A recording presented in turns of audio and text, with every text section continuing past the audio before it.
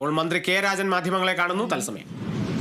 STMയുടെ നേതൃത്വത്തിൽ എല്ലാ ജില്ലകളിലുമുള്ള കളക്ടർമാരുൾപ്പെടെയുള്ള ഉദ്യോഗസ്ഥന്മാരുമായി ആശയവിനിമയം നടത്തിക്കൊണ്ടിരിക്കുകയാണ്. എല്ലാ വിധത്തിലുള്ള ദുരന്ത നിവാരണ നടപടിക്രമങ്ങൾക്ക് നേതൃത്വം നൽകുക.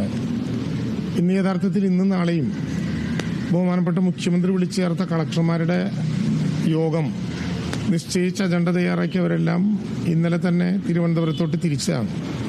എന്നാൽ ഇന്നലെ മുഖ്യമന്ത്രിയുമായി കൂടിയാലോചിച്ച് കളക്ടർമാരുടെ യോഗം തൽക്കാലം മാറ്റിവെക്കാനും അതത് ജില്ലകളിൽ ഇന്നലെ ലഭ്യമായിട്ടുള്ള അറിവുകളുടെ അടിസ്ഥാനത്തിൽ അതത് ജില്ലകളിൽ ദുരന്ത നിവാരണ പ്രവർത്തനങ്ങൾക്ക് നേതൃത്വം നൽകാനും നിശ്ചയിച്ചതിന്റെ അടിസ്ഥാനത്തിൽ അതത് ജില്ലകൾ കേന്ദ്രീകരിച്ചുകൊണ്ട് ജില്ലാ കളക്ടർമാരുടെയും ഉദ്യോഗസ്ഥന്മാരുടെയും നേതൃത്വത്തിൽ എല്ലാ വകുപ്പുകളെയും കൂട്ടിയോജിപ്പിച്ചുകൊണ്ടുള്ള പ്രവർത്തനങ്ങൾ നടന്നു വരികയാണ്.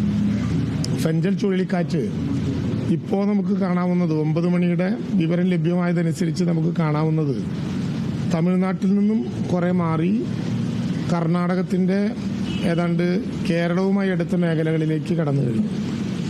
ഇന്ന് വൈകുന്നേരത്തോടുകൂടി കർണാടകത്തിന്റെ അതിർത്തിയിൽ നിന്ന് മംഗലാപുരത്തിലൂടെ കണ്ണൂർ, കാസർഗോഡ് ഉൾപ്പെടെയുള്ള വടക്കൻ കേരളത്തിന്റെ വഴിയിലൂടെ നാളെ ഏതാണ്ട് ഇതേ നേരമാകുമ്പോഴേക്കും അറബിക്കടലിലേക്ക് പോകും എന്നുള്ളതാണ് ഇപ്പോൾ കാണാൻ കഴിയുന്ന മുന്നറിയിപ്പുകൾ.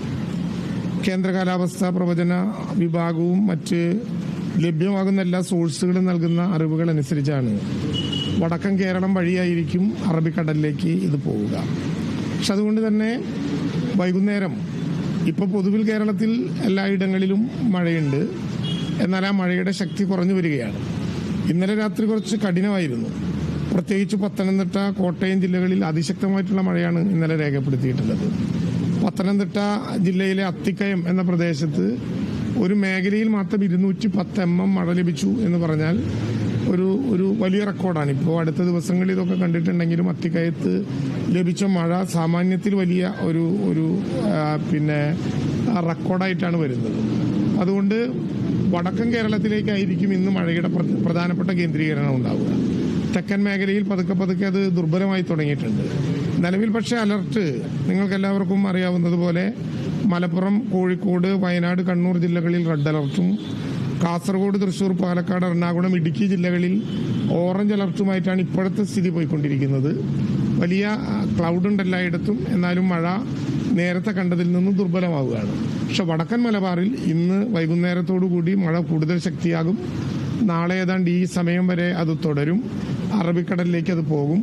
വളരെ ശക്തമായിട്ടുള്ള മുന്നറിയിപ്പ് നൽകിയിട്ടുണ്ട്. പ്രത്യേകിച്ച് വടക്കൻ തീരങ്ങളിൽ നാളെ അറബിക്കടലിലേക്ക് ഈ ഫെഞ്ചൽ ചുഴലിക്കാറ്റിന്റെ ഭാഗമായിട്ടുള്ള അവസ്ഥ നീങ്ങിയാലും കടലിൽ തന്നെ അത് കേന്ദ്രീകരിക്കും. 1-2 ദിവസത്തേക്ക് കൂടി വടക്കൻ കടൽ പ്രദേശവും കടലിന്റെ തീരവും ശക്തമായിട്ടുള്ള സുരക്ഷയ്ക്ക് വിധേയമാക്കണം. ഒരു കാരണവശാലും പ്രത്യേകമായിട്ടുള്ള മുന്നറിയിപ്പുകളില്ലാതെ ഫിഷർമെന്മാർ അങ്ങോട്ട് പോകാനുള്ള ഒരു സ്ഥിതി ഉണ്ടാകരുത്.